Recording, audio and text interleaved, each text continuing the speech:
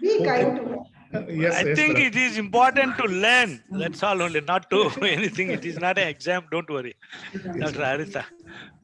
Sure, sir. Thank you, sir. I'm just teasing Rahul. I know. Yes, madam. Yes, madam. Uh, Good evening, ma'am. Shall I start presenting, sir? There is a sir also to moderate, so you can also address him. Good evening, sir.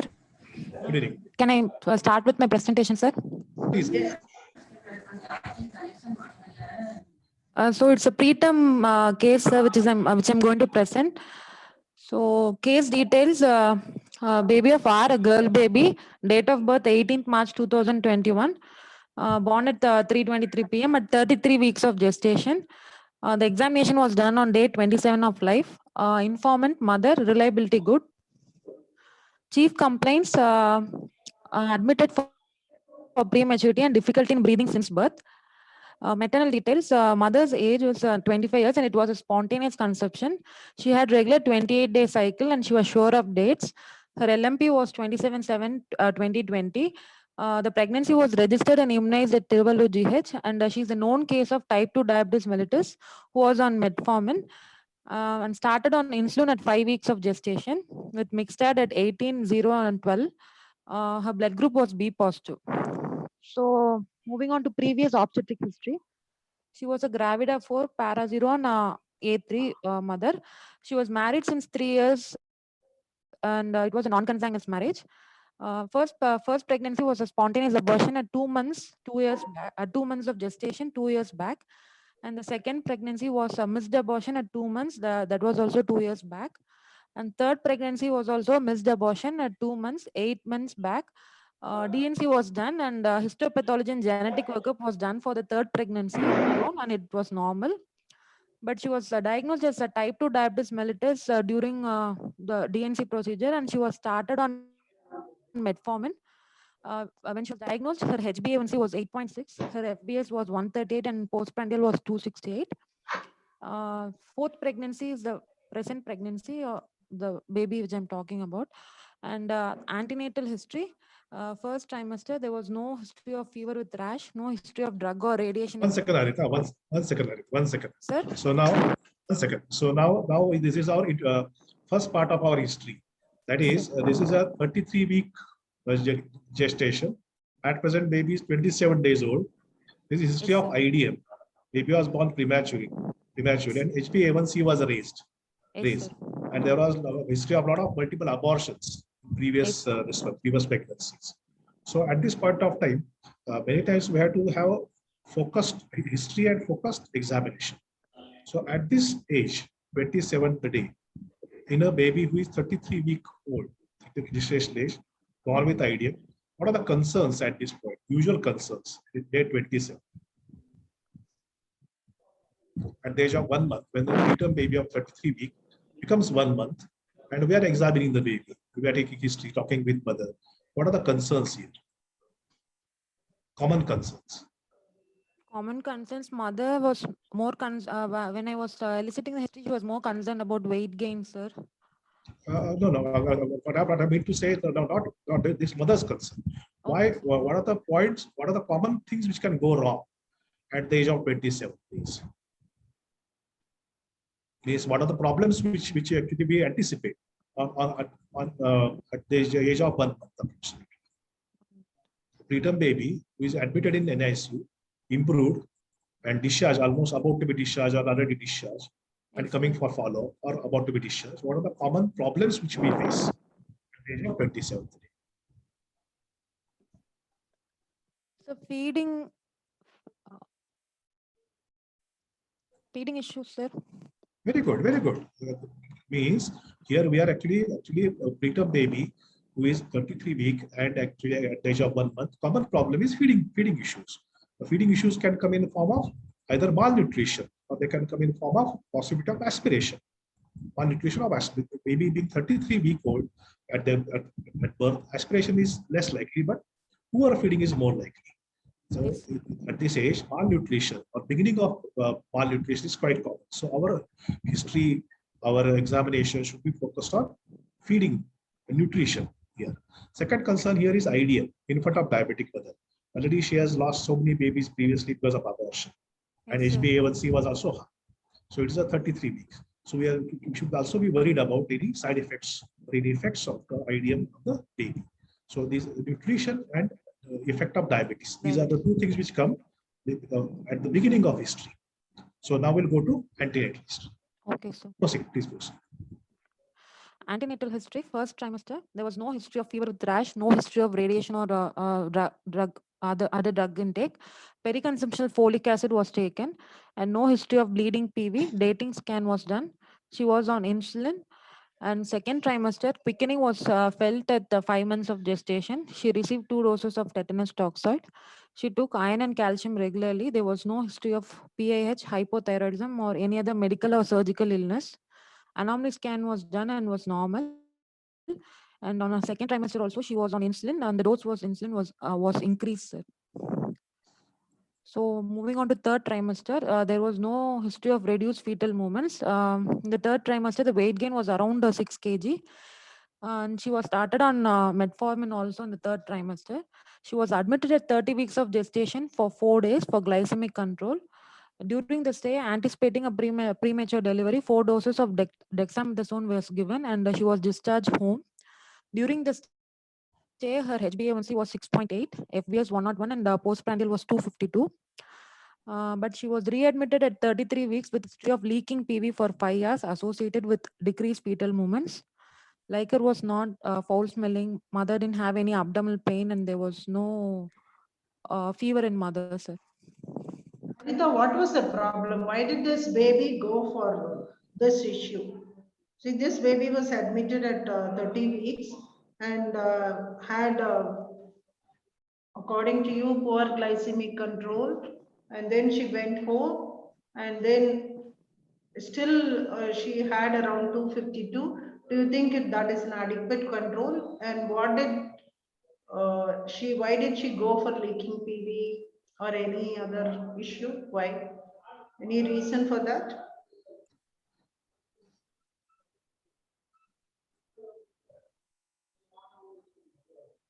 Ma'am, Yes.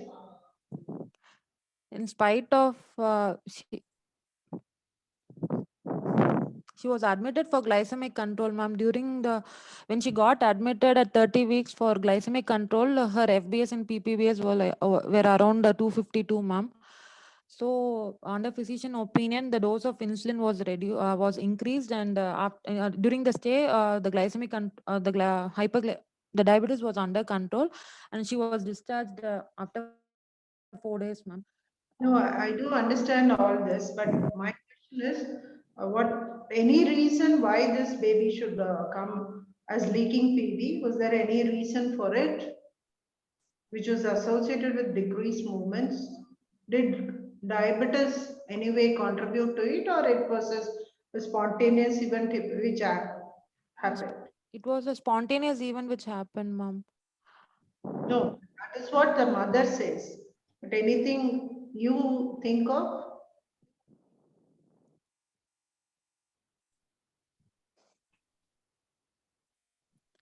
No, ma'am.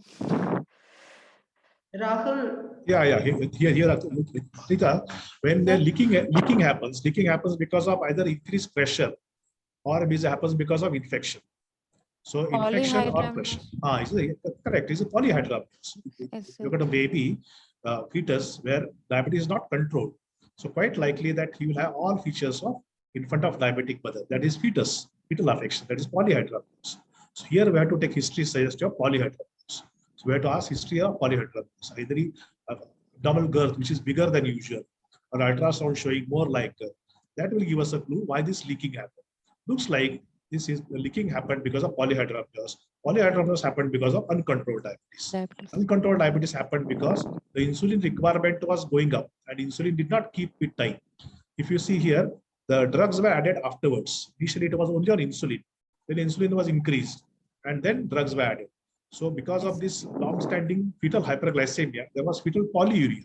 Fetal polyuria leading to fetal polyhydramnios. And polyhydramnios led to leaking. That was the reason why this mother got admitted once again, and this is the reason of prevention. Okay, sir. So, like, I think this mother had polyhydramnios. No? Yeah. Did she have, Harita? Yes, ma'am. She had, ma'am. Harita? Yes, ma'am. So I expected you to tell that finding. That is why I asked you this question. Because I remember this mother having polyhydramnios. Yes, okay. That's a significant finding in the ultrasound, as Rahul mentioned, and also the fetal size. Whether this baby was LGA, expected weight was LGA for that particular gestation when the baby got admitted at 30 weeks. Okay, go ahead. Birth history, the expected date of delivery was 3/5/2021. The PP had a preterm rupture of membranes for 5 years. So emergency LSCS was done at 33 weeks plus 3 days in view of nil Leica and breech presentation. Birth weight was around 1.51 kg and baby cried immediately after birth. Routine steps of resuscitation were done and was shifted to NICU and started on respiratory support since birth for distress. So course in NICU, respiration, baby had respiratory distress with Silverman Anderson score of 5/10. So put on NIV pressure control mode with settings of 28% cross 13/5 cross 40 and gradually weaned off by day 2. Nutrition, colostrum swabbing was done within an hour and initially started on tube feeds at 60 ml per kg per day and increased up to 120 ml per kg per day on day 3 and was progressed to Palade feeds on day 4 and DBF was initiated on day 6. HMF was added on day 8 of life and baby was euglycemic throughout the stay. And KMC was started on day 3 with mean KMC hours of 15 and it was given by both father and mother. But baby had jaundice on day 5 requiring phototherapy for 48 hours. And baby achieved birth weight by 10th day, gaining weight approximately 12 to 15 grams per day. 1 second here. The first point you mentioned, respiration. Baby had respiratory distress with Silverman as a score of 5/10. On NIV, PCV setting of 28% cross 13, cross 5, cross 40. So in academic presentation, it is better to tell what are these numbers. This 28, 13, 5. This looks actually quite difficult to understand for anybody. Sir, So what are these numbers? FAO2 was 28%, sir. Huh? PC above PEEP 13 and PEEP was 5 and rate 40, sir. So all these numbers have got significance in preterm outcome. So what are the significance of these numbers in preterm outcome? FiO2, PIP, PEP, and rate. Sir, FiO2 is the oxygen requirement of the baby, sir. And PC above PEEP is the pressure requirement which the baby needs. Correct. And 40 is the rate. So what are the relevance of these numbers on newborn baby's outcome? For example, oxygen. How oxygen affects newborn baby's outcome? How pressures affect newborn baby's outcome? And rate affects newborn baby's outcome. Preterm baby especially. If FiO2 is more, sir, if it's given more than what the baby is required, it may lead to oxygen toxicity. Very good. It may cause retinopathy of premature. Very good. So if FiO2 is not reduced, according to saturation, it can lead to ROP. So what are the saturation targets recommended currently for a preterm baby? Oxygen saturation targets. Like what oxygen targets you will keep? 92%. 90? Up to 92, ma'am. 92? 90 to 92, ma'am. 5. Okay. It is usually a range. The change, it is not. More conservative she's. Okay. It is 90 to 95. It is 90 to 95. It is not actually confirmed, but it's a work in progress. The saturation target is a work in progress. But good thing here is FiO2 requirement was less, 28%. So no hyperoxia likely. How pressure affects? If you give a preterm baby in the beginning, high pressures, what are the complications are expected in baby? If you ventilate a baby with high pressures that require, what are the complications in baby? Pneumothorax, sir. Pneumothorax acute complication and long-term subacute complication is chronic lung disease. Babies Baby. are more prone for chronic lung disease. Another thing is rate. If you overventilate the baby, the CO2 will come down. Carbon dioxide comes down. There is reduced and fluctuating blood supply to brain, which is actually more a risk factor for IVH.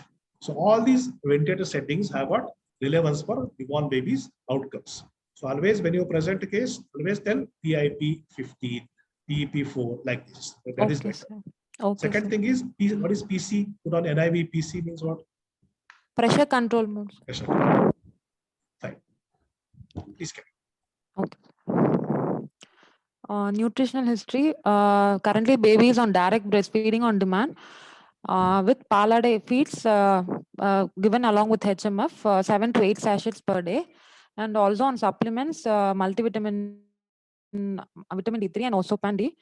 Currently baby is on DBF with Paladay feeds with HMF for weight gain monitoring, sir. Here at this point, common question asked in exam is, a preterm baby, when will you start Paladay feeding and when will you start breast? Sir, non-nutritive suck can be given around 32 to 33 weeks, sir. Can be started around 32 to 33. First question is, when to start Paladay feeding the preterm? 34 weeks, sir. Is 32 Paladay to feeding? 30. Paladay feeding requires 32. coordination. Coordination, sir. between Coordination is breathing attained and around. swallowing. So this is a commonest question asked in exam. Majority examiners ask this question. Paladay feeding when to? And it's a very, very practical question. So Yes, what are the factors you to consider before you decide to start a Paladay? Because Paladay feeding, if you start very early, the risk of aspiration. If you start very late, the dependence on OG tube, NG tube, and more risk of aspiration, prolonged hospital stay, more expenses. So what are the factors you will consider before you decide to start a Paladay feeding to a preterm baby? we have to see whether there is sucking and swallowing coordination, sir. How do you see sucking and swallowing coordination? Would you want sucking and swallowing or something alone for Paladay feed? What are we doing? Swallowing alone, ma'am.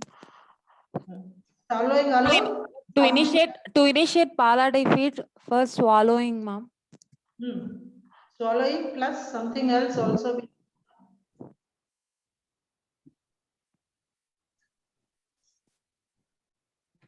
So What is the most important thing a baby has to do while feeding, or normally when we eat also? What other thing we are continuously doing? breathing. Breathing, sir. So respiration. You can go ahead, Ram. So Paladay feeding, this one, when you decide to start, what are the factors we have to consider? The first factor we have to consider is gestation age at birth, then postnatal age. Then we have to see the activity of the baby, whether baby is having sufficient activity, tone, baby's upper airway is intact, baby is having any pooling of secretion, baby is having any signs of oromotor hypotonia in the form of inverted V-shape upper lip, drooling of saliva, baby is actually having tachypnea, distress, is the baby sick or well, and then you decide about Paladay. In general, 32 to 34 weeks is the range in which we initiate Paladay, but it is not fixed. Sometimes some babies do take Paladay feeding before 32 weeks also. And some babies after 34 weeks also, they are difficult to have Paladay. It is not fixed. 32 to 34 weeks is the usual. So this baby, we started Paladay feeding at what age? Postnatal age and this post-conception age. 34 weeks and 2 days, sir. Baby was born at 33 weeks and Paladay feeding was initiated at 34 weeks, correct? No, 34 weeks. Yes, sir. So Yes, sir. what are the precautions we should take, or what are the more than precautions I would like to ask when you are training a mother or a sister about Paladay feeding? What are the points you will observe in the baby in order to avoid aspiration?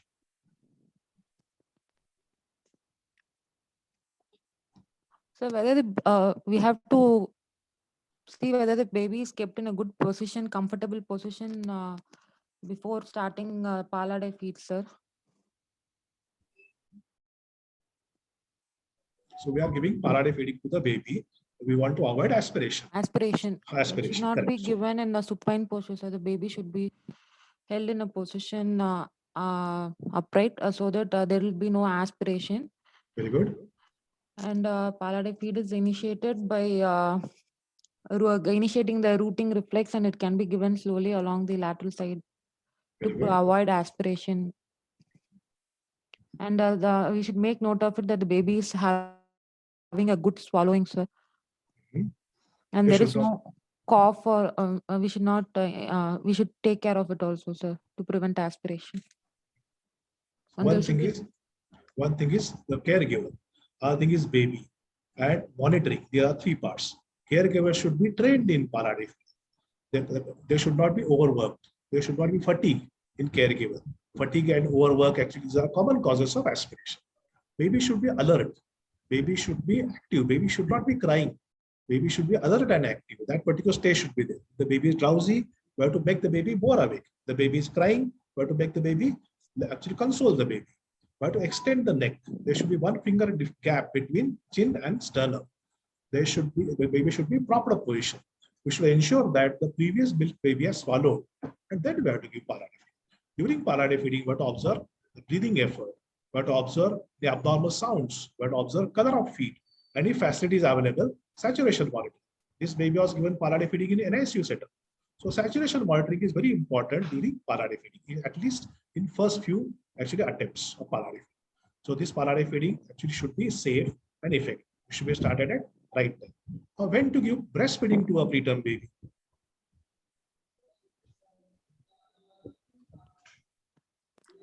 around 34 weeks, sir. It also varies from each baby, sir. If baby is having a good suck, we can initiate DBF as soon as possible, sir. Around 33 to 34 weeks, sir. 32 to 34 weeks is for 33 to 34 weeks. So the 32 to 34 is for palliative feeding, and beyond 34 actually breastfeeding is initiated, but completely effective breastfeeding happens usually late, right? Because breastfeeding requires a different set of skills. As Madam pointed out, breathing and swallowing coordination is important for palliative feeding, and sucking and swallowing coordination is important for breastfeeding. So breastfeeding is actually more labor intensive. So breastfeeding requires more sets of skills. So breastfeeding actually is more, we have to think more, we have to see the activity, and then we have to initiate breastfeeding. So this baby breastfeeding was initiated of what gestation age? Day 6 of life, Not, sir. no, sorry, not gestation age, post-conception age. Sorry, sir. The breastfeeding was initiated. What is the gestation age at which? 34 weeks plus 1 day it was initiated, sir. Palliative feeding was started at what age, and breastfeeding was started at what age? Sir, palliative feed was started on day 4, sir. DBF was initiated on day 6, sir. Okay. So day 4 palliative feeding and day 6 DBF. breastfeeding. So Yes. there was breastfeeding was started very soon. That means baby was very active. He was very vigorous, and that's why this baby was given breastfeeding. What are the extra precautions or extra instruction will you give to mother while breastfeeding a preterm baby? So we should ask for the mother whether the baby is having a good suck or not, sir. Whether the baby is able to latch properly and have a good suck or not, and whether baby is able to swallow the milk without pulling of milk in the mouth. Very good. And having a good So in general, respiration. breastfeeding. Okay. And having when a mother is feeding a full-term baby, when a mother is feeding a preterm baby, what are the difficulties a preterm baby faces? One most common difficulty a preterm baby faces is hypotonia. They are hypotonic. They are not able to latch properly. This is number one. Second thing is they keep on sleeping more. They immediately go for sleep, and then they suck for a few sucks and they go for sleep. And third thing is they are more at risk of aspiration. There are three problems preterm baby breastfeeding faces. That's why they are more risk of aspiration and malnutrition both. They gain breastfeeding to a preterm baby, and baby is sleeping in between. He's sucking for 2-3 sucks and going for sleep. So how will you correct the problem?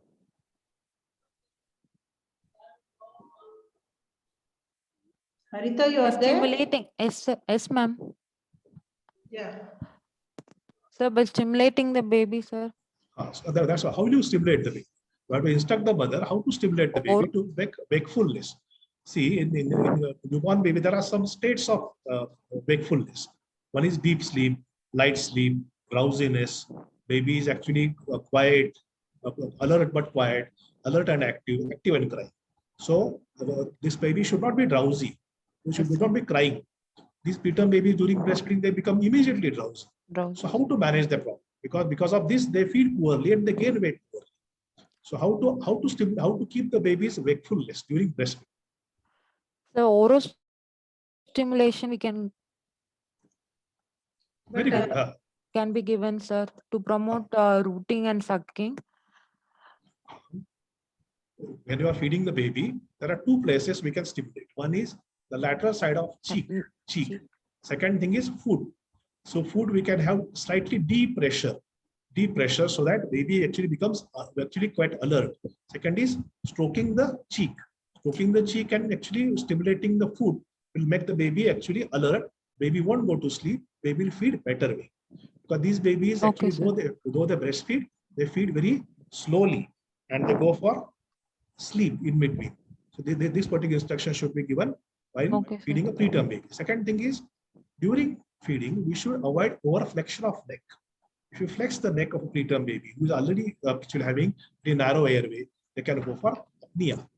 So this one, avoid overflexion of neck and keep the baby's wakefulness at appropriate level. These two instructions were to go to the mother during feeding, breastfeeding a preterm. Haritha, what Sir. Very good for preterm babies feeding? What position? You know the various positions of breastfeeding, no? So which position is really good for preterm baby? Ma'am, side lying. Side lying is most difficult for a preterm. It's more for a term baby, for a preterm baby. It's also used for twins feeding. Positioning, what are the various positions you can hold the baby for breastfeeding? You tell me the positions for which, in which we can hold the baby for feeding. Generally, forget preterm.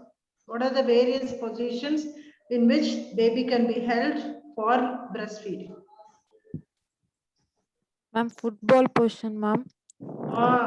Football position is one what I wanted the answer.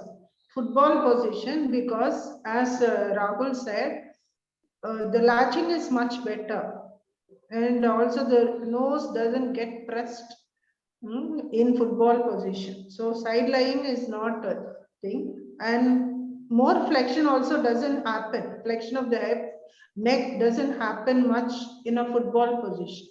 So we should teach mother football position also. But having said that, many mothers are very uncomfortable with the football, and our nurses also are not very conducive to teach the mother. That is the main issue. So that is why football doesn't get practiced much. But though they say very useful for small preterms. Yes, Rahul. You can ask. Ma'am, shall I continue, sir? Please. Go ahead. So the summary of the history, sir. 27 days old female baby, first alive born to diabetic. One second. But please, can you go to previous slide? So here, direct breastfeeding on demand. So what is your concept of on-demand feeding? What do you mean by on-demand? Whenever baby cries, demanding, there is a. What is Q feeding? What is Q feeding? What is Q feeding, Haritha? Q-based feeding. Q-based feeding.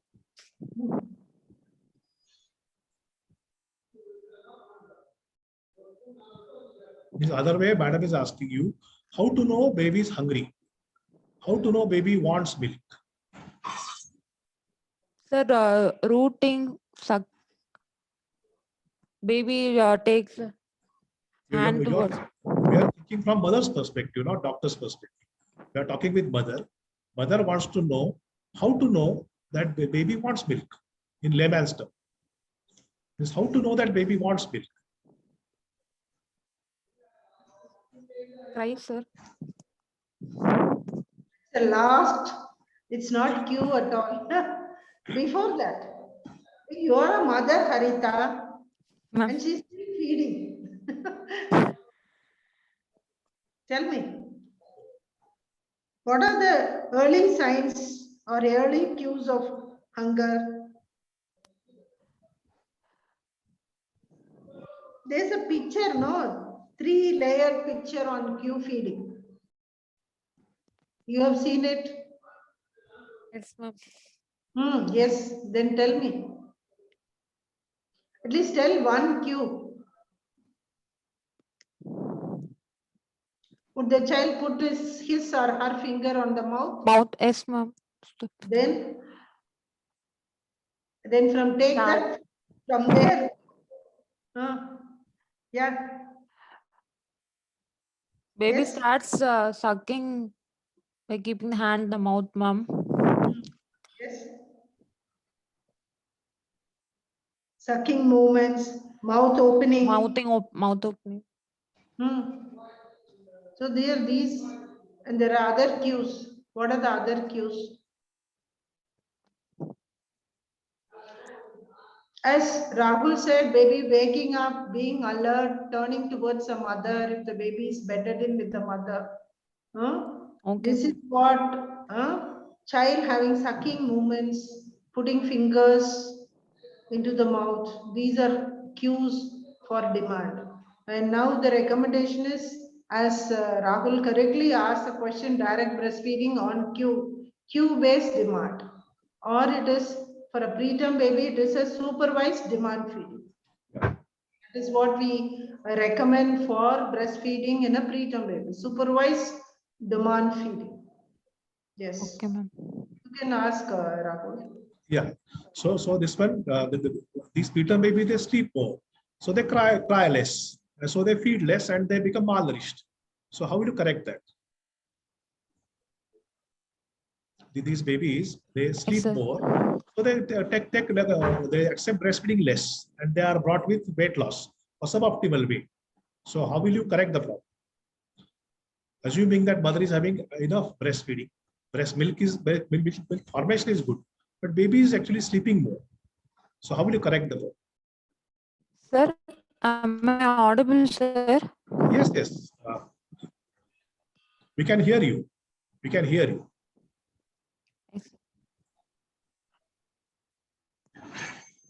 Now silence.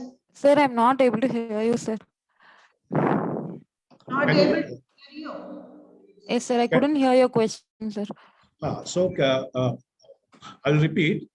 Yes, sir. Can you hear me now? Can you Yes, hear me sir. now? Now it's audible, sir. Yeah. Common problem in these preterm babies is they sleep more. Since they're sleeping more, Yes, sir. they infrequently feed. They don't feed properly. They feed very actually sir. infrequently and actually very less. Yes, And sir. that's why they are brought with suboptimal weight gain. This is the commonest problem in these babies. This is actually mild prevention. Okay, So sir. how will you correct this problem? So we should advise mothers that they should be frequent feeding, even though the baby is sleeping, they should stimulate and give a feeding, sir. Though even if the baby doesn't demand or is sleeping for long hours, the mother should be aware of it and give frequent feeding, sir, by stimulating. Fine. So here we are thinking about two different aspects. One is frequency of feeding, volume of feeding. So first we have to dissociate. There are some actually cases form in infrequent feeding, and some cases form in insufficient volume. So we have to first of all find out whether insufficient volume is a problem or insufficient frequency is a problem. Suppose insufficient volume is a problem, that means this baby is sleeping during feeding. Suppose insulin frequency is a problem, that means actually baby is sleeping for longer period, 4 hours, 6 hours, and is not feeding. So then we have to stimulate the baby. And in some cases, we have to add Pala-D feeding and breastfeeding combination. Yes, If you sir. add Pala-D feeding and breastfeeding combination, the feeding actually improves. Because Pala-D feeding is actually easy. Breastfeeding is slightly more difficult. So this on-demand feeding Yes, sir. is a norm in a term baby. But in preterm baby, if you depend only on demand, sometimes malnutrition can set. So in preterm baby, we have to individualize this baby actually volume, frequency, whether the baby is actually taking sufficient volume in one feed, whether the baby is getting up quite frequently, or we have to actually support the baby more. What is the problem we have to find? So this baby is actually diet breastfeeding on demand right now. At present, we are not giving Pala-D feeding. This baby Pala-D feeding with HMF right now, 7 to 8 sachets per day. So I would like to ask this one, what is the purpose of giving HMF or human milk fortifier? Human milk fortifier, what are the advantages of giving human milk fortifier to a preterm baby? Why we give HMF to a preterm baby?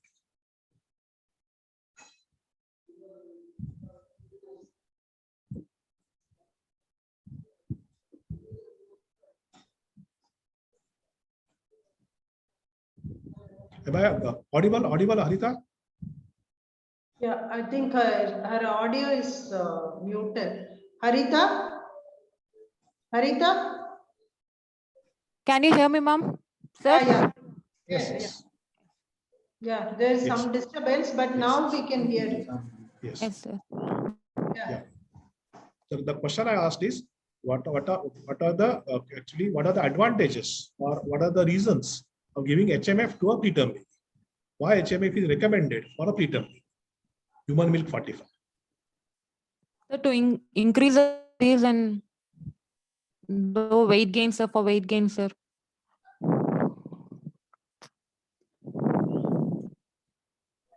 No, there is something which is actually required by a preterm baby, which is not being supplied by actually milk alone. So we have to actually fortify additional extra we are giving. So what are the extra things we are giving via HMF? What does HMF contain? What are the things is there in an HMF?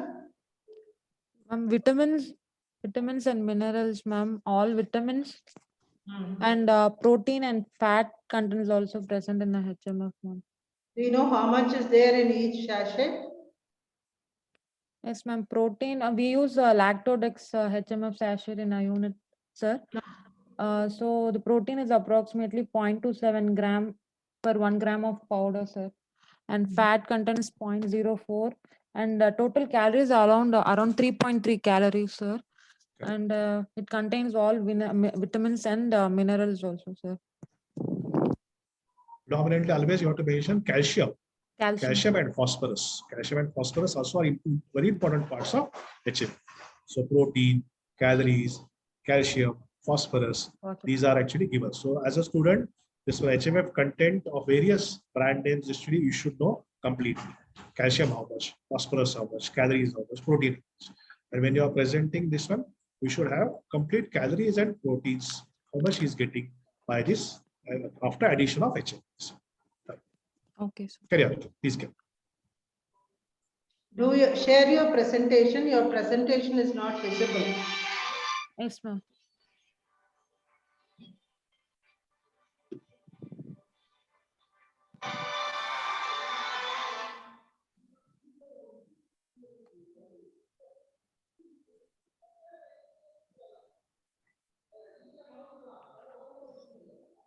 To summarize the history, it's a 27-day-old female baby, first alive born to diabetic mother with bad obstetric history, delivered by emergency LSCS at 33 weeks in view of PPROM, had respiratory distress since birth, requiring respiratory support for 2 days, NNJ, neonatal jaundice requiring phototherapy for 2 days, and had normal transition from tube feeding to direct breastfeeding, currently on weight gain monitoring, sir. From tube feeding to direct breastfeeding. Yes, ma'am. Transited through Pala-D. No? Transited through Pala-D.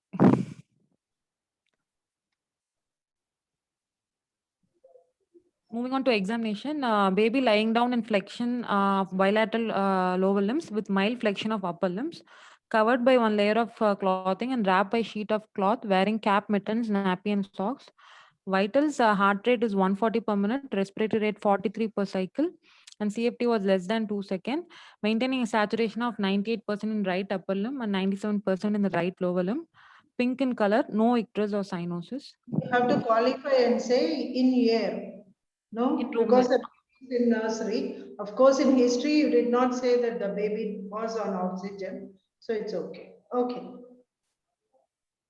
Gestational assessment was done, and based on the neurological examination as well as the physical characters, the gestation corresponds to 37 weeks. So you did gestational assessment at this age at 27 days. Yes, ma'am. Do you do at 27 days your gestational age assessment? Is assessment valid if you do it at 27 days of No, ma'am. No, ma'am. then you should say it's a corrected gestation is 37 weeks. Huh? Okay, ma'am. Next question I am tempted to ask. Till what time you can do the gestational age assessment for a valid gestational age assessment? Up to 4 days, ma'am. Days, little longer. Rahul, you are accepting 4 days? No. More than. Fine. Okay. So initially at least 3 to 5 days we can accept. Okay. Moving on to anthropometry, birth weight was 1510 grams and it was around 10 to 50th centile on the Fenton's growth chart, and current weight is 1940 grams. Length at birth was 39.5 centimeter. It was lying between 10 to 50th centile, and birth head circumference was 27.5 centimeter. It was lying on the 10th centile, and current head circumference is 30 centimeters. So it's a Fenton chart showing the weight lying between the 10th and 50th centile, and head circumference lying on the 10th centile, and the length lying between the 10th and 50th centile. Head to foot. One second. Okay, can you go back to previous slide? Here we have got a baby was born with history of diabetes. Yes, So sir. diabetes. They got a baby who is almost 1 month old, almost 4 weeks old. So these discrepancies between length, head circumference, and weight, what are the implications for certain diagnosis? When the whole purpose of this charting is to pick up some problems. So can you give me some examples by which we can pick up some problem by seeing the discrepancies between these percentages? Suppose head circumference is more than expected, head circumference is less than expected, length, weight. Can you give some examples? Sir, in infant of diabetic mothers, we can expect an LGA baby, sir. If the weight is more than 90th centile and birth weight is more than 4.5 kg, we can call it as an LGA baby, sir. And there may be macrosomia also. What I'm asking is the discrepancy between percentiles of weight, then head circumference and length. Discrepancies means suppose all length 50th centile, head circumference 50th centile, weight 50th centile. This is the ideal situation.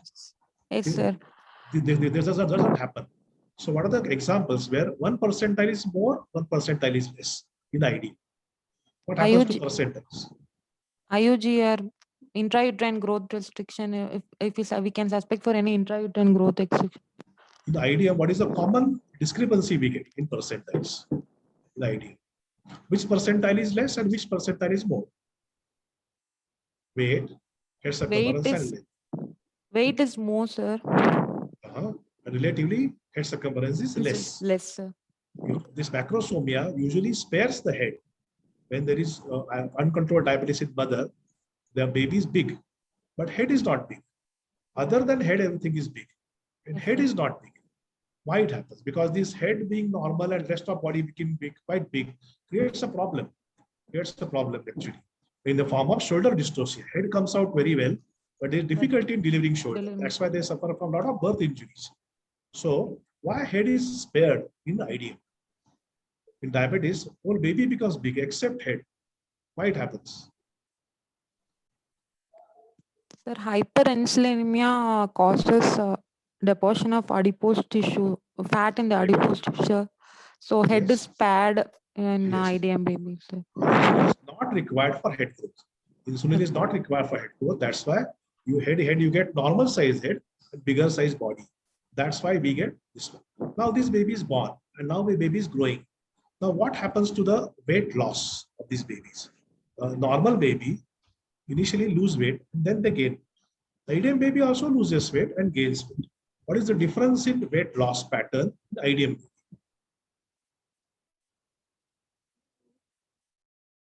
Weight loss. They lose more weight or they lose less weight after birth? A big baby, IDM baby. They lose more weight, sir.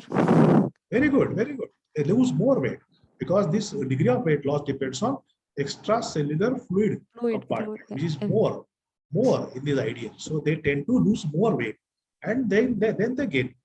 They tend to lose more weight than their actually AGI counterparts. And then they can gain weight just like any other baby. So here we got a baby who is born with IDM and now his weight percentile is how much you said? Weight percentile currently? Between 10 to 15, 50th centile, sir. Birth weight, sir. Fine. So 10 to 50th centile. Yes, sir. AGA, sir. No, he's asking about the current weight. Current weight is 1930 grams, sir. It's lying on the third centile, sir. Third centile. So actually his centiles are changing. It is actually this particular baby is actually not growing well. Third centile is formed. Yes, sir. So okay. Shall I proceed, sir? Please.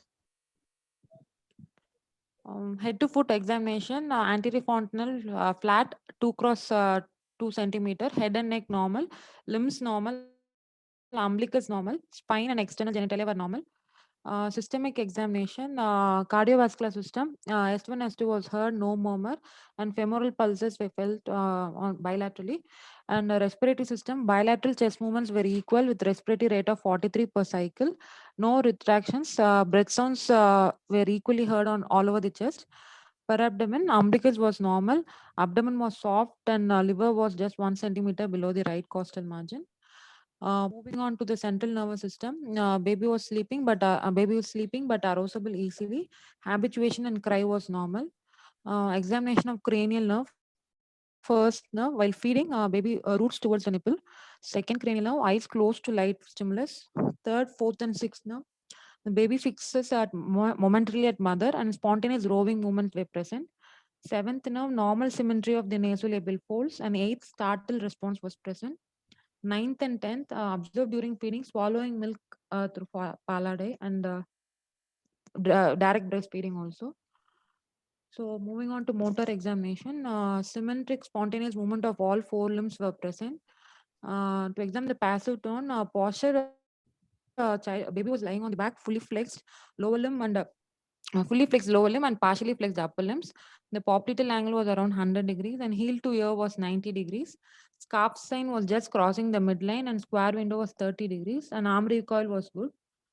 And these are just showing the posture, scarf sign and square window. And popliteal angle in heel to ear.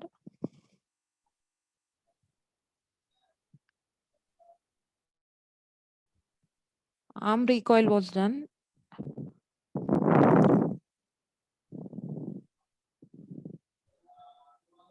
And it was good. And active tone was seen. Pull to during pull to sit, the baby was able to hold the head in midline for 2 to 3 seconds. On ventral suspension, head lifting till midline, spinal normal curvature, flexion of bilateral upper limb and lower limb was there. On vertical suspension, there was no slippage of baby and bilateral lower limbs were flexed. On prone position, lies flat on abdomen with head turned to one side with flexed lower limbs. And the primitive reflexes like sucking, rooting were good, and palmar and plantar grasp was present. Moro's reflex was complete, and stepping and placing reflex was present. The rooting reflex was elicited, and there was a good rooting.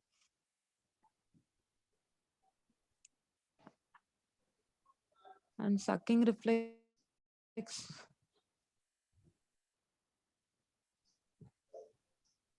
Did you wash hands, Sarita?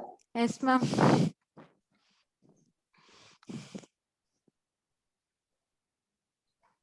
The palmar grasp was also present.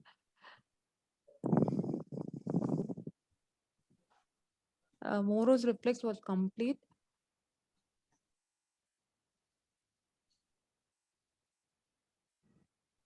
Placing reflex.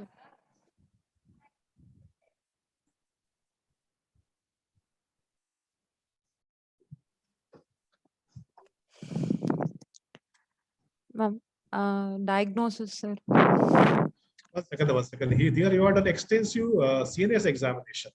Yes, sir. Neurology examination, you have done extensively. Is there any particular reason? No, sir. No particular. Because we have got a reason. few systems in body, RS, CVS, CNS, abdomen. Out of that, you have done a lot of detailed examination of CNS. And you have said all other systems are normal. So is there any particular reason, any family history of degenerative disorder or something? In No, this baby, sir. neurological? No significant family history, sir. No history of any. So here in this baby, you have got a mild prematurity baby with history of IDM. Yes, sir. And who actually breastfeeding well and coming for follow-up at the age of 27 days. So what are the concerns here? Common concerns here is feeding issues. Yes, sir. So in this particular baby, already we know that this baby is growing at third centile. Third Yes, sir. centile, right? Yes, Correct, no? sir. So I think detail cranial nerve 3, 4 and all those things. Rather than that, actually, we should give more importance to actually beginning of malnutrition. Okay, So what sir. are malnutrition? It's just beginning of malnutrition. So what are the clinical features you see of malnutrition in a baby who is actually 1 month old? Sir, Can you show the photograph of the baby? Any photograph of the baby? Just show the photo. Photograph of the any photograph. Now you can see, examine the baby, and from head to toe, what are the signs of malnutrition will you see in this baby? Of course, all signs won't be present. Beginning will be there. Some signs will be early, some signs will be late. Because we have to pick up these babies who are actually a tendency to go for malnutrition because it's a preterm baby. And this baby is being fed on demand and baby is growing at third centile. So from head to toe, what are the clinical signs you see? In other words, CAN score, clinical assessment of nutrition score, CAN score. What are the components of CAN score you see in this? Sir, loss of buccal pad of fat, sir. That is last to come. This one.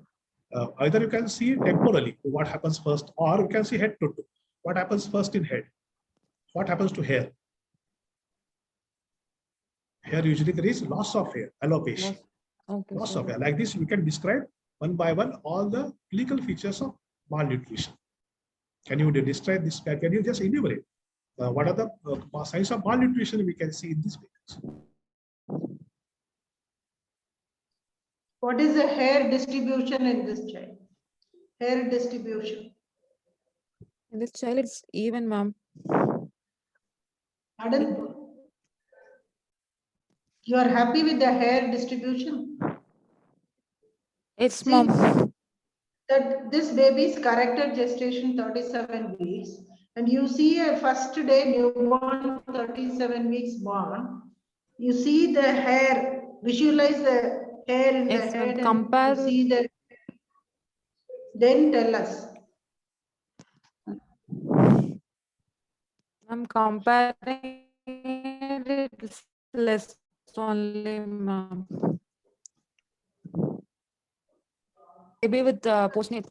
So he's This baby. asking only subtle signs of malnutrition. This baby may not look overtly malnourished, but what are the subtle signs of malnutrition? That's what he's asking. Yes. So he's asking in the head, what is there in the head? What do you There look is for? hair, the Hair. pattern of hair distribution, ma'am. Okay. Then anything to do in the AF? Whether AF, Energy depletion, but AF? may be wide open. appear? How will the preterm head appear? Large in respect to the body or small in respect to the body?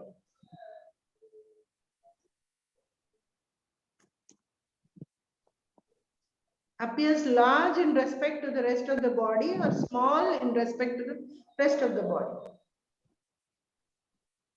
Large, ma'am. Due to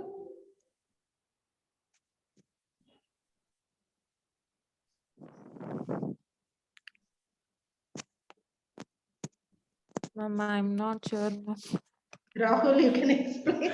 Yeah, so actually, what happens? She has focused too much on the detailed neurologic examination. Examination. Yeah. So rather than that, she should focus more on nutrition and feeding in this baby, because this baby is a neurologically completely normal child. Actually, there is no history of convulsions, no encephalopathy, no asphyxia.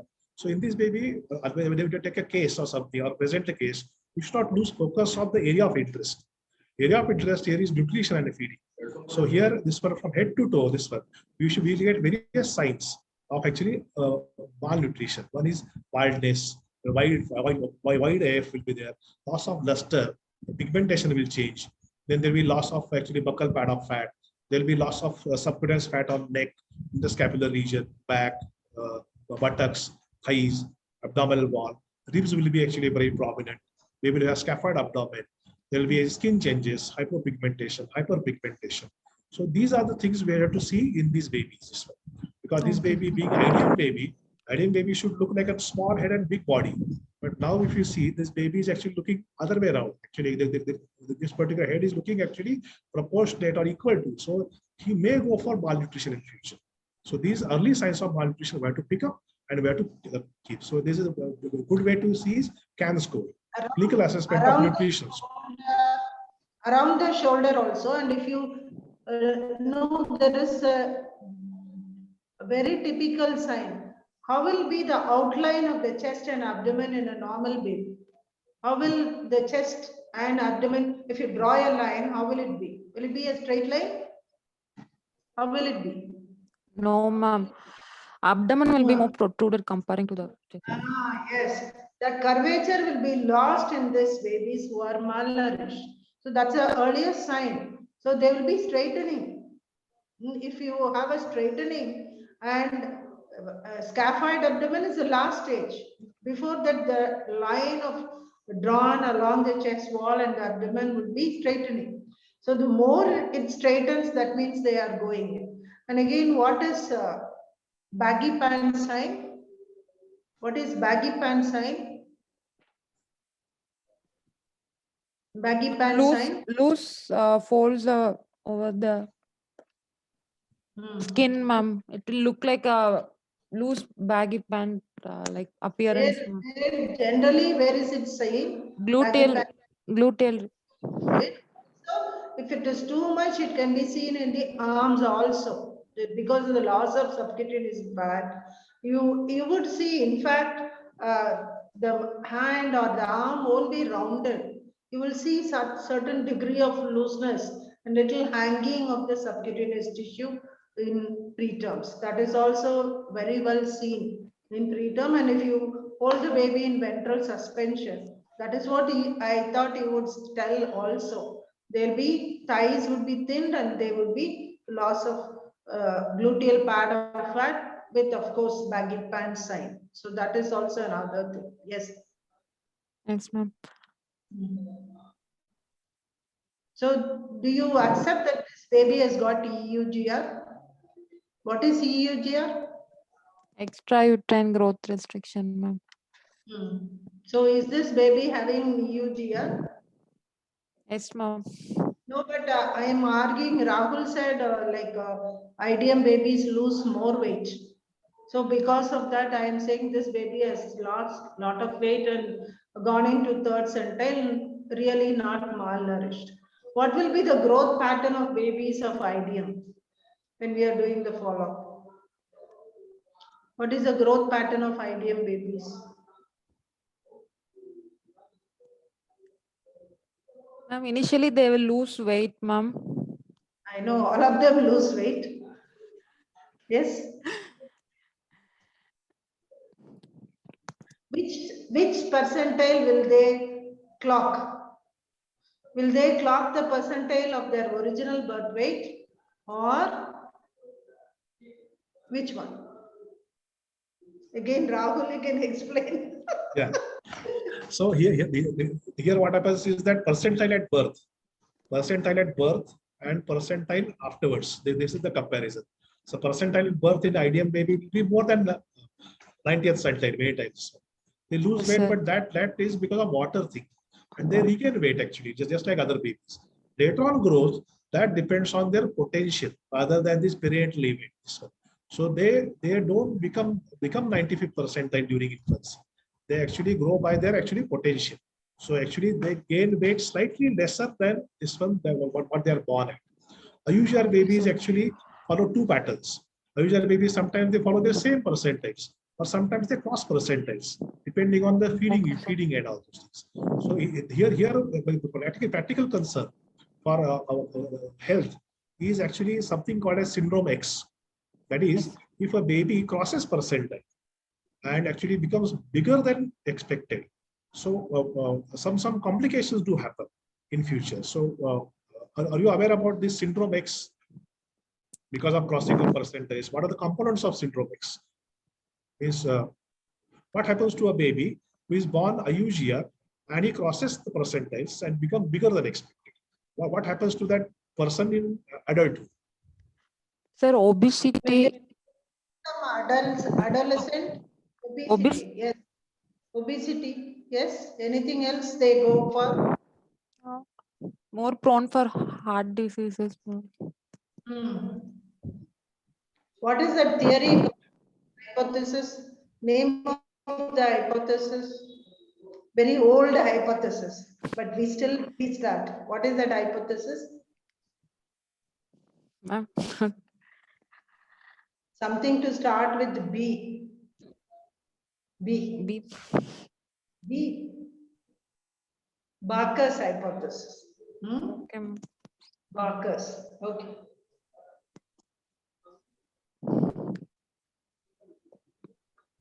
Yes.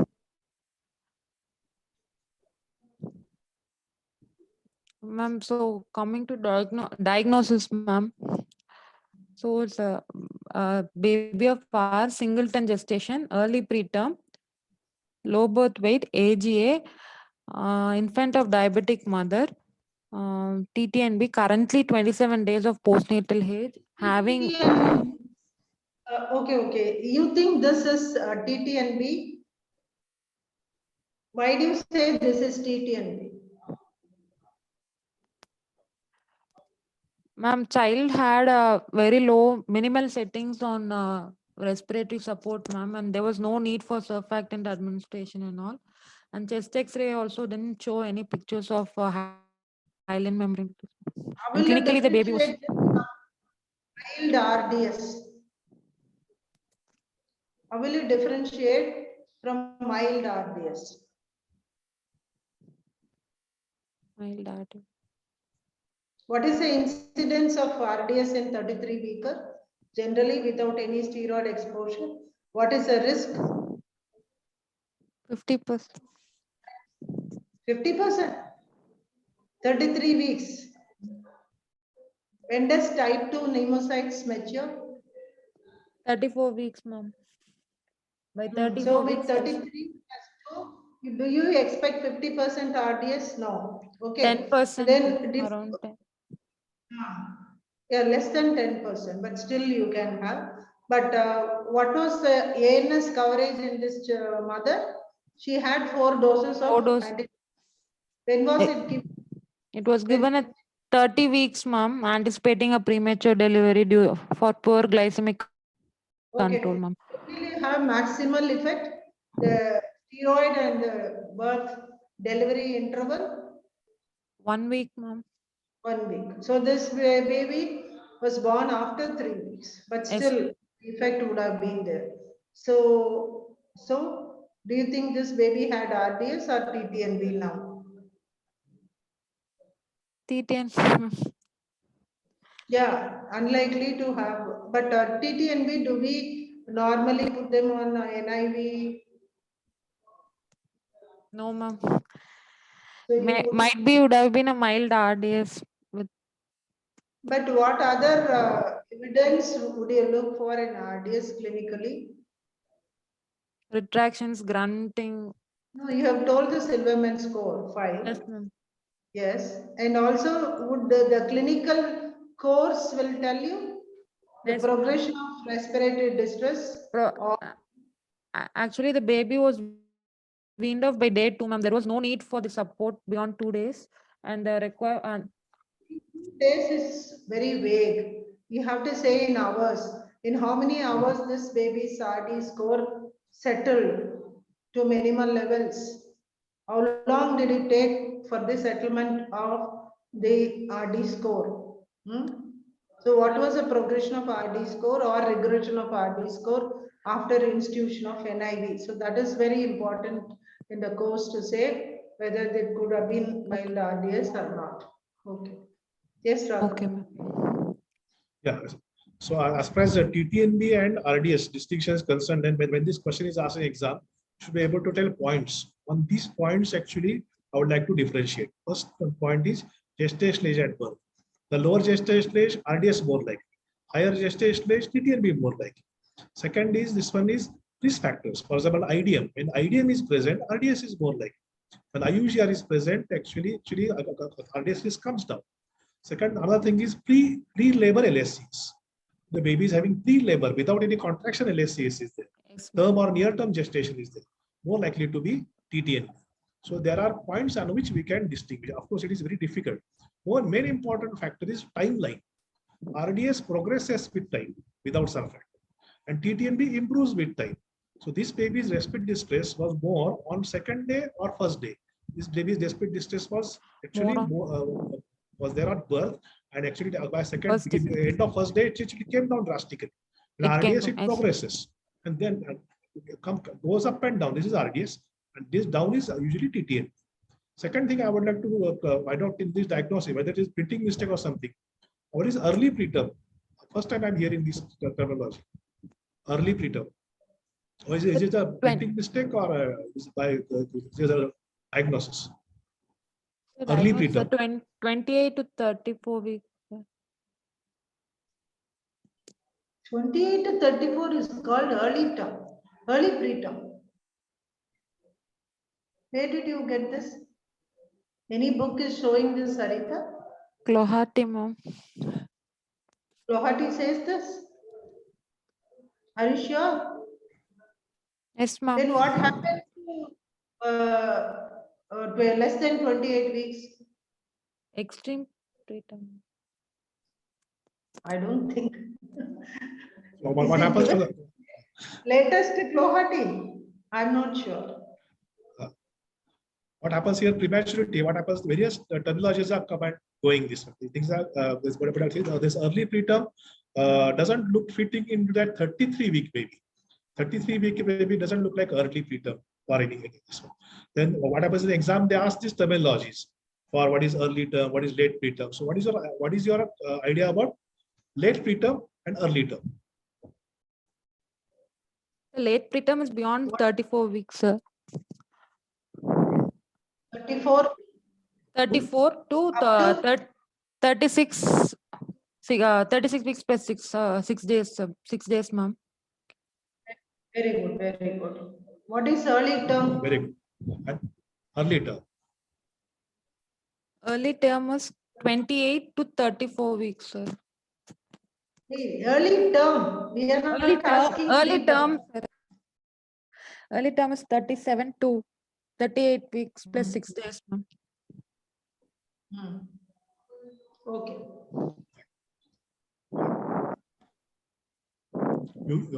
Usually examiners ask this question because the concepts are clear or not this one. So I think as far as late preterm and early term, your concepts are very clear. I'm quite happy with that. This one. Very good. So the main thing is currently 27 days of postnatal age having postnatal growth restriction. So since baby is not growing as well as I expected, baby is having chubby cheeks, but actually this baby's weight is running at third centile. Yes, sir. So this postnatal growth restriction is a cause of concern. So what is the long-term concern? about these EUGR babies. What is a long-term concern? Every mother complains that this my baby is not growing well. But in this situation, postnatal growth restriction, EUGR, there is scientifically proven long-term concern is there. What is that concern for EUGR? Long-term concern. Neurodevelopment. Yes, one is stunting of growth. Ultimate height will be less than usual, and second is cognitive functions. Cognitive performance function. as an adult actually comes down. So cognitive function and stature, these are the two concerns. So for that, actually, we have to give importance to this postnatal growth restriction, and we have to correct it. Okay. Proceed. Sir. Please proceed. How can we correct this postnatal growth restriction now? We are, in fact, giving direct feeding plus Palader feeding. As Rahul said, all these babies need supplements are done their direct breastfeeding. So we are giving, and we are also adding on HMF and trying to increase the calorie intake. Then how well can we improve this? What are the things which we can do for this baby to improve? KMC can promote weight gain, ma'am. So we can this baby increase. Currently is getting how much KMC? Ma'am, mean hours approximately 12 to 15 hours the baby is getting, ma'am. So you think the mother can be pushed more? Yes, ma'am. You want to push the mother alone? 12 to 15 hours she's Not only already the mother. providing. Father and mother. Father and mother both are alternating to give, ma'am, but they miss out on some days, ma'am. Now only from the KMC conference, and there they are recommending. What is the longest period they are recommending in a day for KMC now? For continuous KMC? 18 hours, ma'am. 20 to 24 hours. That's a current international people talking that we should promote to 20 to 24 hours of KMC. But of course, it looks practically really a tall order, but they are saying multiple care providers. But it is also a very difficult. Is it difficult or easy to use multiple providers? Difficult, ma'am. What are the problems in requesting multiple providers to give KMC?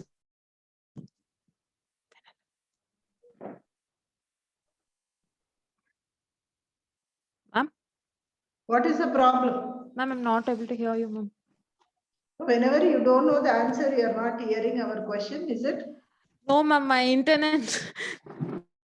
No, I told you to sit in a place where the internet connectivity is good. It's okay. Now I'll repeat the question. What are the problems in using multiple? I've got already from my classmate, I have to close the session in 5 minutes. Vijayaragan has written the note in the chat box. Okay, Rahul, you can ask. I will ask this question in the ward tomorrow. Any other question you want? Any other question you want to ask her? No, mainly the same question. How will you promote feeding here? How will you promote feeding? How will you improve this weight gain of this baby? That is what I thought she would talk about, how to improve the breastfeeding and feeding. So what are the answers, Harita? One, you said frequent feeding. Anything else?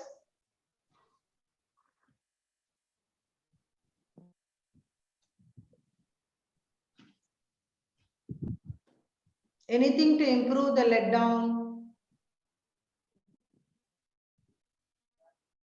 Rahul, you can discuss it because we have 5 minutes. As far as this baby is concerned, this baby is actually not gaining weight properly. One thing can be milk, second thing can be water. So there is a possibility that the family may be wrapping the baby too much at home. So this more wrapping of the baby itself can lead to dehydration because summer season is going on. So we have to see whether there's environmental excess loss of water is happening at home because of hyperthermia. If excessive water loss is happening, we have to keep the baby comfortable. Don't wrap the baby too much continuously. Baby may be sweating too much.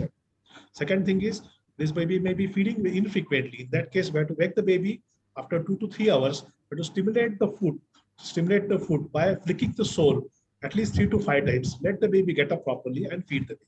Another thing is supplementing Palade feeding. At present, she is giving only breastfeeding. So if possible, Oh, she's giving one, Palade.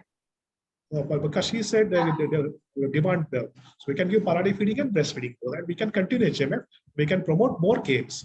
So these are the ways in which we can actually promote feeding, and we have to improve the baby's nutrition so that baby should not land into malnutrition during infancy. These are the And things. also the night feeding can be improved. Yes, The night night feeding. feeding.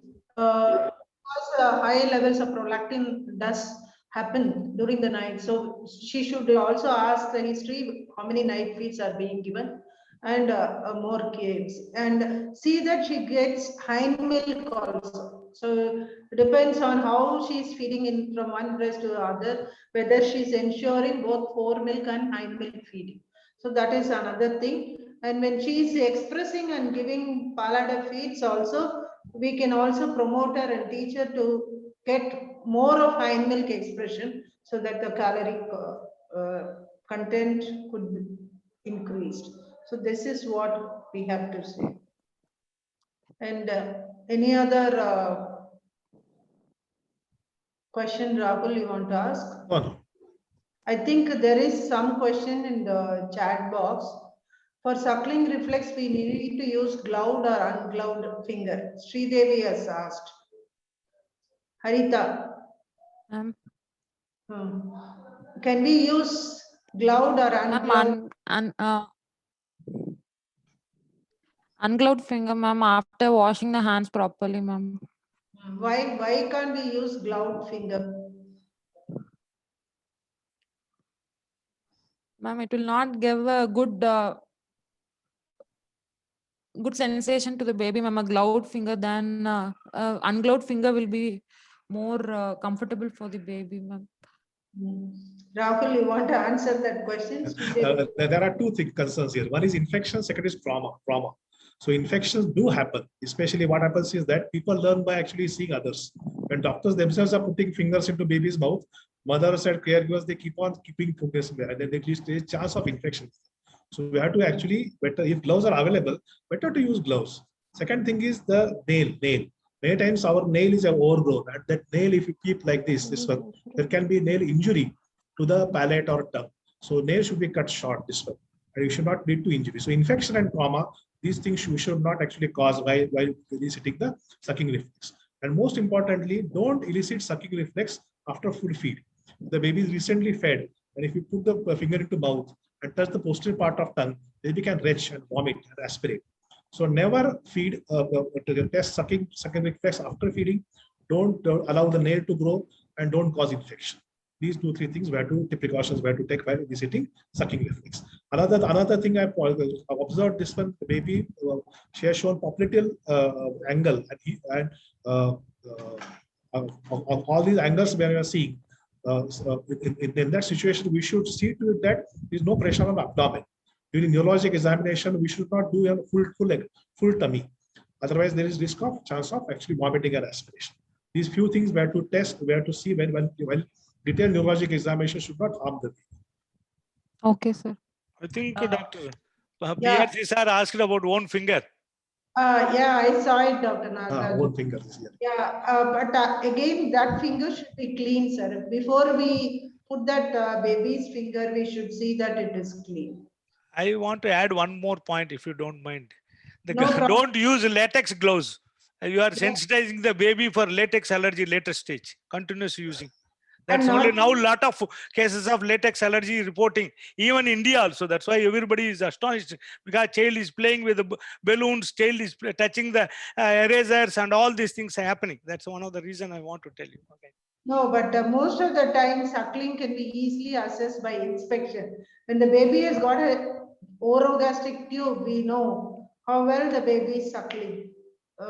That is also another subtle sign which can be early done. But we won't know how strong is the suck with that. That is the only thing. But when you put the finger, especially when you oppose as a treatment, finger feeding as a treatment, then there are many advocates who say clean finger is better than glove finger. That is why Yes. Harita has seen that literature, and she is trying to say that. But again, the last word is not said in anything. So that is why we should be very careful about the infection. That is why I asked that question. That's very, very important. Yes, sir. I think one more chat question I see. PRC has written, well done, Harita. So maybe Dr. PRC thought we are going to be two augurs who are going to bulldoze Harita. So good, Harita. I'm happy that you were bold and presented this case. But you can also do little more depth preparation when you are come for state or Yes. president. Madam, Okay. there are two more questions. What is colostrum swabbing? One more question is there. And shouldn't we use intergrowth 21 charts rather than Fenton? Yeah, Sridevi is asked. Intergrowth will be taken up by Rahul, and colostrum swabbing I will talk. Why are we using not using intergrowth? That's our question, Rahul. Can you hear? Sir, are you able to hear? No. We can hear you, Rahul. Speak. What is the question? What is the question? Why not use intergrowth chart? Uh-huh. She plotted in Fenton, so the question is why not in intergrowth?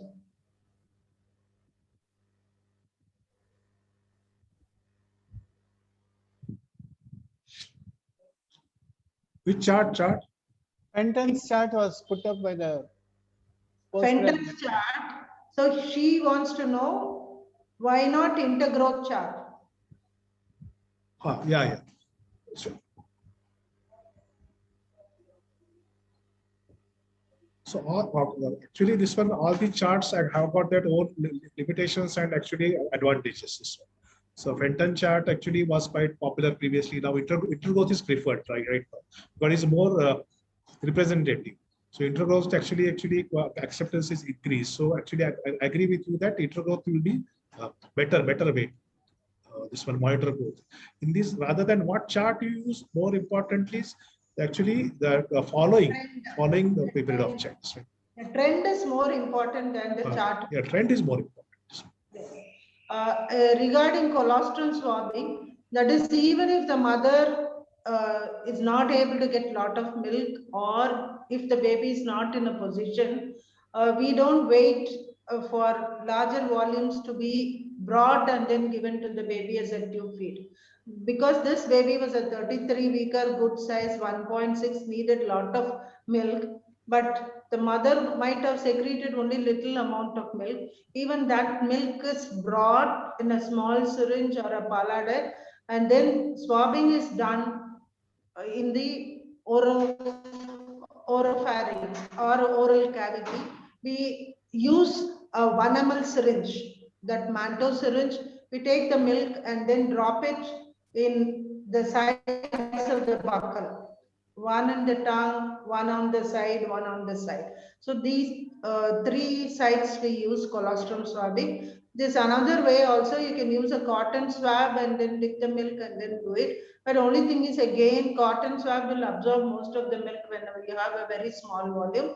And not only that, again, putting something cottonish soon after birth is not very good. But we find this 1 ml syringe is good way of giving colostrum to the baby when large volumes are not available to be given as tube feeding. It is one of the methods which is very, very beneficial for small babies less than 28 weeks of gestation rather than this weight. But since I made that this an important initiative for getting the milk from the mother, because otherwise preterm mothers are forgotten. They don't go for milk expression at all. They go after 1 day. So we have to start expressing milk from the mother soon after birth. So it's within 1 hour they are made to go to the mother and get whatever milk they have brought. And then if it is too a smaller volume, swabbing is done.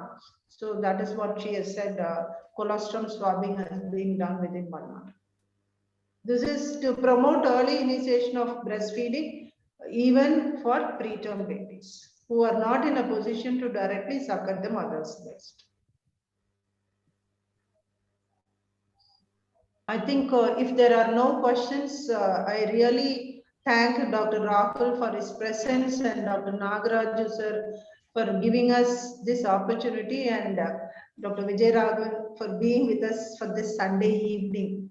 And I really enjoyed this program. And thanks to Dr. Harita.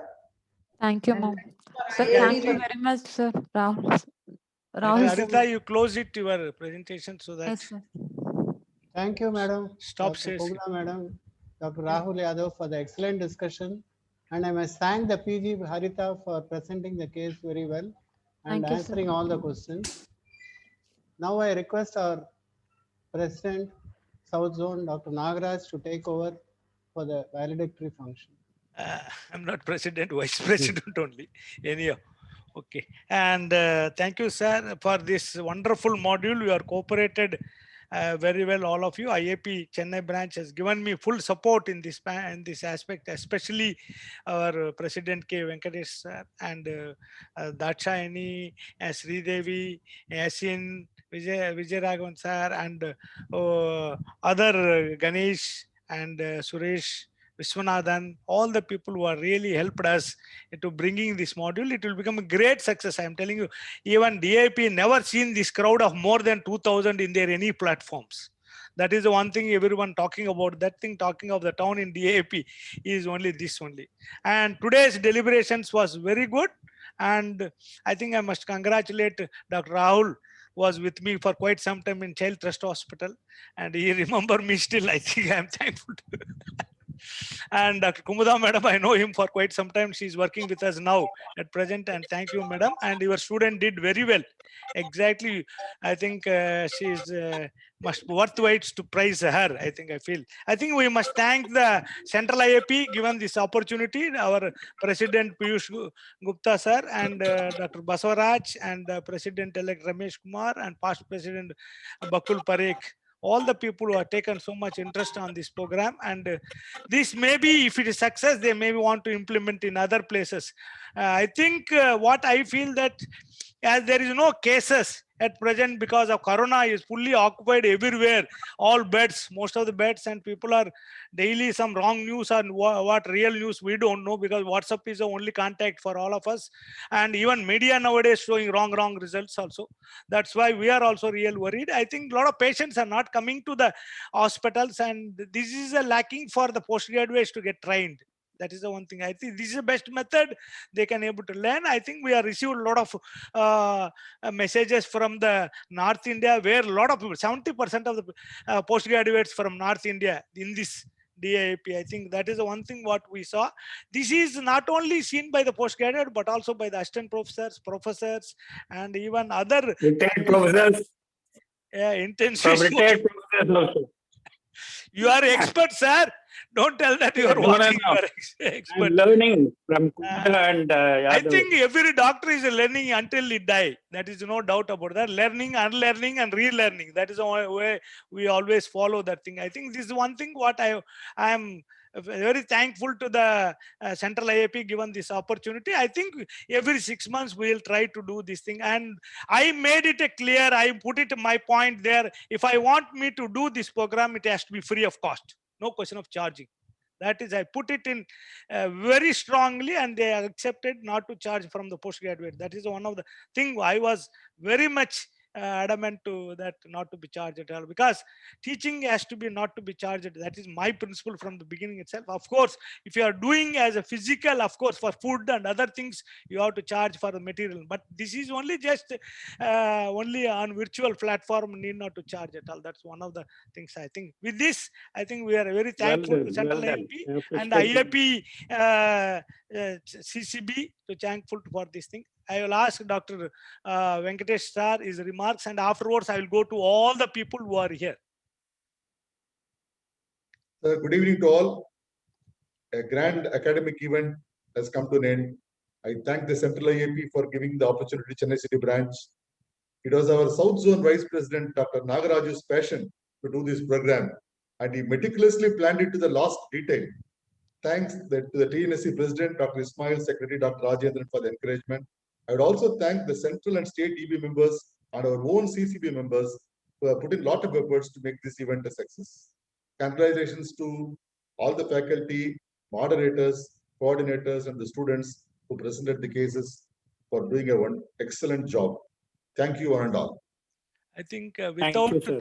without that PGs, we cannot able to do it. I think the moderators and whatever the faculty, without that, I think we are selected very nice faculty. In fact, I think very good faculty, and moderators and coordinators also very good. Next, I will ask Dr. Annamalai Vijayaraghavan. Sir, please put your words. He is the past president of CCP. Good evening, sir. Thank you, Dr. Nagaraj, sir, for this opportunity. I must thank our president, Dr. Venkatesh, and Dr. Nagaraj for putting up this idea of conducting a 7-day postgraduate training. And convenient time, at least in the evening, when most of the PGs at least can participate. Of course, some of them were asking me whether it will come on the link or something will come later, YouTube or anything. But I thought the Vice President, Dr. Nagaraj, should decide about it. And I must thank each one of you who are present here. Professor Srinivasan, sir, then Professor Kumuda, Dr. Rahul Yadav, Dr. Vishwanathan, Dr. Sridevi, Dr. Dakshayani, Dr. Yasin, and Dr. Prahlad is here. I think I must thank all the faculty who made it a point to, actually they did not have, I felt that many of them, even if we had given some more time, they would have conducted the program for some more time. That is how they were all very enthusiastic and they were conducting it well. And actually, even every day, the the coordinator had to remind about the time most of the days, because the program is kept for 3 hours and we cannot go very long beyond that. And I must thank each one of you for the effort taken. And I think almost all the 7 days, we had a good crowd and good discussions throughout. Thank you very much, sir.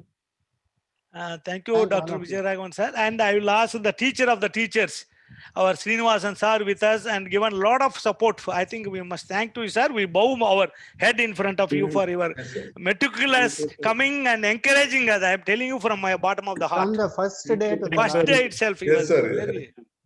Yeah, it's a pleasure, and I enjoyed the presentations of the postgraduates. They have done a wonderful job, selected appropriate cases, and you have chosen the appropriate moderators and teachers, and they also done full justice. And each and every presentation was very enjoyable, and I learned a lot. And so it's a real learning experience for everybody, as you mentioned. Thank you, all of you who have participated and made this a great event for 1 week. I'm happy that people, in spite of IPL and all, you said more than 2,000 people from far and wide have attended this.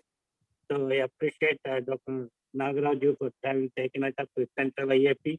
And I thank all the Central IAP members also have given support and blessings to you to conduct this. Thank you so much. Next, we'll ask Dr. Vishwanathan, our one of the coordinator who has very effectively conducted this program, and a few words from your side, Vishwanathan. Yeah, thank you, sir. And I think it's a very new concept, nicely done. For the last 1 week, all the various exam topics are covered very nicely. And it does, I think 2 things has happened to the PGs. One is they have learned a lot from eminent faculties in those specialties, and those are also exam, going for the exams. And second thing is, it's also given an opportunity for the PGs to present in a platform to a wide variety of audience. I think that's a big take-home message. It would have given the confidence to them to present in such a stage. And thank you very much for conceptualizing this idea and executing it perfectly and involving all the relevant team members. Thank you. Next, we'll ask Dr. Sridevi. Nagaraju? Please tell me, sir. Nagaraju, you must always ask the postgraduates to this thing, give their feedback. Because that Where is the the postgraduate here? I want to ask them, but she's Yeah. all because left they're already. supposed to give their feedback and Yeah, we want to appreciation. ask them, but she left it already. That is the first Okay. thing I want to give to her actually, but she left. I think we'll ask Dr. Okay. Sridevi. I think she has also helped a lot for us in this planning of this thing, and we troubled them a lot, our coordinators, from the beginning itself. They have done a wonderful job. Yes, yes. That's So it was an Sridevi. excellent program, sir. The whole week we enjoyed the program. I mean, as teachers, like we also benefited a lot. We learned a lot from all the wonderful moderators, and all the PGs did a wonderful job. They presented very well. They had done their homework and they had really studied and come and presented, so that the discussion went on very well. And it was to the next level. Generally, what PGs present, it was a little bit more than that. It was to the next level, and all the moderators gave very good inputs, and it was very useful for us. Like we can take it forward to our students, and the selection of the topics, the selection of the faculty, everything was very nice, and the whole credit of the show goes to our South Zone Vice President KNR sir. So a big hand of applause for him, and we all thank you that for the opportunity to be a part of this wonderful program. I think I asked Archana, DAP, if any of the postgraduates is willing to give one word, you can promote her, please. Doctor, there's no one on the attendee side to promote. All left. Very nice. Okay, okay. Darshini. Yes, yes. Ever smiling, Please, Darshini, I think you have to unmute Darshini. Darshini. Please unmute. Unmute. Good evening, sir. And actually, when we started with this idea by Dr. K.N. sir, we were a little apprehensive because so many programs, similar programs were going in other parts. So we were a little apprehensive about taking this forward, but sir said this would go on well. So such was his decision, and the selection of the topics and the moderators and their choice of students all proved it worthwhile. And even though he asked us, the coordinators, to stay stuck for that particular day, we were allotted to see the most serious and the curious learner, Dr. Srinivasan sir, every day. Once I see him on screen, I would think, let us stay put today also. So that was his passion for learning, and what a way to end this teaching series with my teachers, Professor Kumunda Madam and Professor PRC sir. So delighted, and today I kept writing, and almost filled some 6 to 7 pages. Took home so many learning points, and thanks to Nagaraj sir for making this happen, and thanks to all the other coordinators, and thanks to Venkatesh sir. He gives us a free hand every time, and when it is CCB's program, he just says, go ahead, do anything for the better. And thank you so much, sir. Thank you, everyone. Thank you, ma'am. Thank you, Darshini. Thank you. For a very long time. Thank you, Darshini. I will ask that young, energetic Yashin. He just joined us, and I given the responsibility. You may feel that why he is not allowed to present, but he has to learn. I think you will learn and more, and he will come back. We'll utilize him in CCB more and more. And definitely, Yashin, please talk something about this program. Yes, sir. First of all, thank you very much, sir, for making me part of this fantastic Pan-India program. Actually, it is not a Pan-India program. Actually, it is an international program. I know 2 candidates from Saudi Arabia had also participated in this program. Many have appreciated this program, and they had a fantastic learning. Right from Kashmir to Kanyakumari, everybody participated. Right from the topics and the teachers were all more than up to the mark, and looking forward to more programs. And I thank Nagaraj sir for giving me this opportunity. Thank you, sir. Thank you, Yashin. And I'll ask Dr. Prahlad Kumar is here. Prahlad? Dr. Prahlad. Yeah. Please welcome. Please come back again. Please talk about your you are one of the faculty for us. Please tell us something about that. Few words. Sir, very good evening, sir. It's no doubt, no word to mention, sir. Everybody is given a good round of applause and hearty congratulations to you and excellent team, sir, you have. And all on behalf of postgraduates, I thank you, because no postgraduates are there here. On behalf of them, I take this opportunity. More than 2,000 postgraduates are attended. It's one of the best postgraduate teaching program I come across. It's a real boon to the postgraduates, sir. And you are given challenge the DIP to give it free of cost. That is a kindness you have for the postgraduates, and especially the dependent candidates. And this pandemic, they are very much benefited, and they are all thank you in person, sir, virtually also. So keep going, and wish you a happy, healthy, long life, and we'll have it again, once again, as I said, once in 6 months, and excellent team you have, sir. Thank you so much. And Professor Srinivasan also, I thank you so much, sir. He is like a student come teacher, I can say. Sir is always available, any teaching program. So kind of you, sir. Thank you, sir. Once again, all the team of Southern Postgraduate Teaching Program. Thank you so much, sir. Wonderful program. We'll ask Dr. PRC, sir. Sir, P. Ramachandran. Sir, good evening to everyone. So thank you so much. So really a wonderful team headed by Dr. Nagaraju, Dr. Venkatesh, Vijayaraghavan, and all the young veterans, I must say. They're all so good in their both their academics as well as their presentation. Dr. Sridevi, Dakshayani, Yasin, and all the good people who have come together and made this a wonderful program. And I especially appreciate the postgraduates who have taken a lot of pains, and they were willing to face the questions and also come out successfully in flying colors. With their commitment and their the enthusiasm to present, which really was a hallmark. And I once again congratulate for this bold and very nice concept of combining a commonly present, ubiquitous presence of a neurology case in exam. So that was one part of it, and there was another case. So it's a very good combination, a good way to train the postgraduates. Congratulations to all the team members. I wish the postgraduates and the faculty all the very best. Thank you. Thank you, sir. PRC, sir. And thank Madam Kumudam, Madam.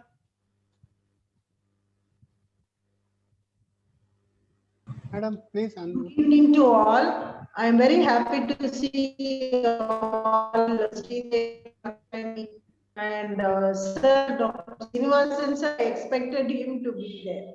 I really can't understand the energy he has at this stage. Hopefully, we also.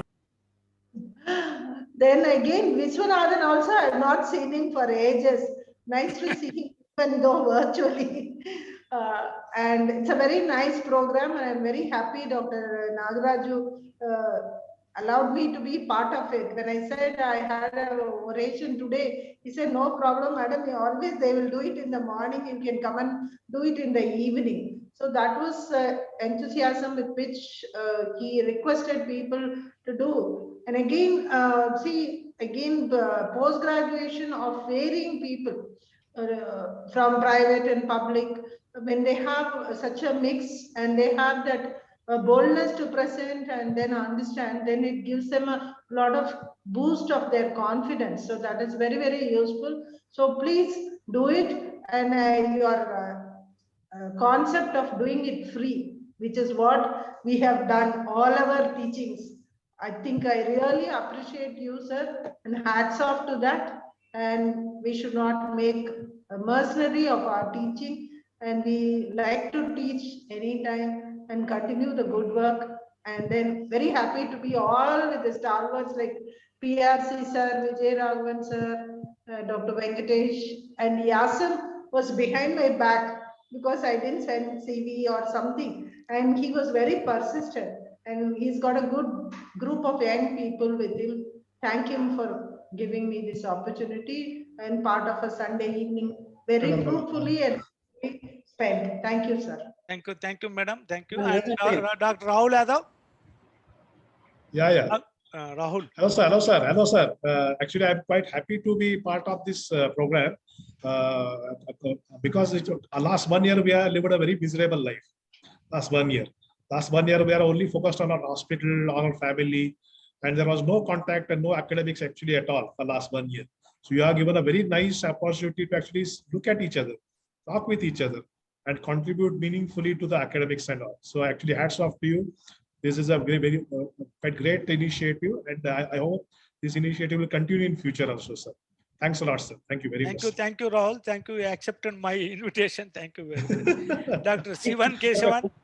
Nice to see Dr. Kumula madam and Dr. PRC sir for a long time. The associate them goes to 23 years, but I don't know how madam looks still very young.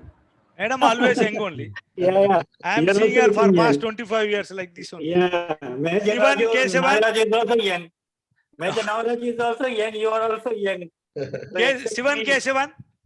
Sir, thank you for having me here. And I think this session, as told by everyone, is a blessing to postgraduates in these testing and bad times.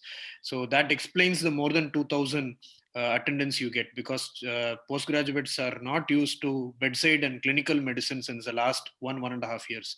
So this is a blessing, and it should continue, and we'll be very happy to participate in future sessions of this, future legs of this session as well. Thanks, sir. Thanks for having me, and I learned so much from the second case. Thank you. You are brilliant. I would like to listen to your teaching again in neurology. Thank you so much. Thank you, sir, for being so generous with your comments, sir. It's a blessing to get those from you.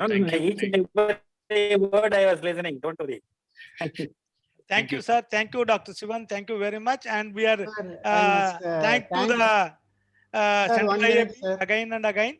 Sir, I must thank please, sir. Please, sir. especially Yasin and Dr. PRC, sir, because at 2 o'clock I could not contact the postgraduates, and it started a little apprehensive that we are not. Then both of them contacted, and somehow it was. No, it is my self-interest. If I didn't contact the postgraduate, you will ask me to present. Sir, we want to see you, sir. Okay. I think this is a wonderful thing that we will try to do it more and more programs, either it is small way or maybe bigger way. We don't know. I think we have to continue. Our academy is Indian Academy of Pediatrics. That's one thing we have to do academic work. We will continue to do. I think when I was IAP president of Tamil Nadu also, we did a lot of this type of academic programs, and we will continue to do these academic programs. I think we'll request all of you, everybody, I'll request again to participate in this program again when it is going to be held. If I get chance to do it, most probably we are planning within October or so. We are thinking of that. If that is the give opportunities to new people. Yeah, old and new, both combinations, sir. That will be there always. There is no question of young, only young people won't be there.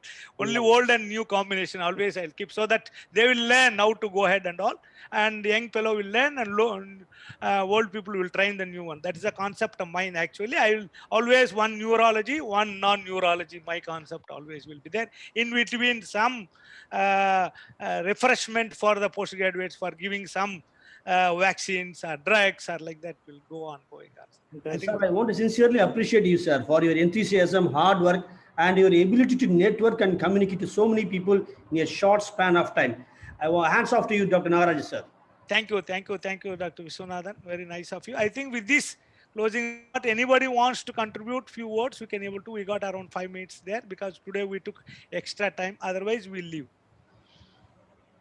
Sir, we are so used to this program for the whole week. Tomorrow at 4 o'clock, I think I'll search for my laptop to.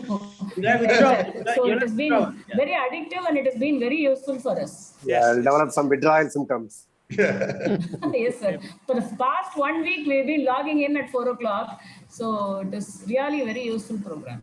Yes. I think I saw Sridevi always writing one side and writing continuously, watching her. I think it may be useful for your future generation of postgraduates from your side also. It is very useful. I think we are definitely helpful for all of them. And thank you again with folded hands who has helped us. Thank you very much for this. And we'll ask the Central IAPT again, we help us in future endeavors also.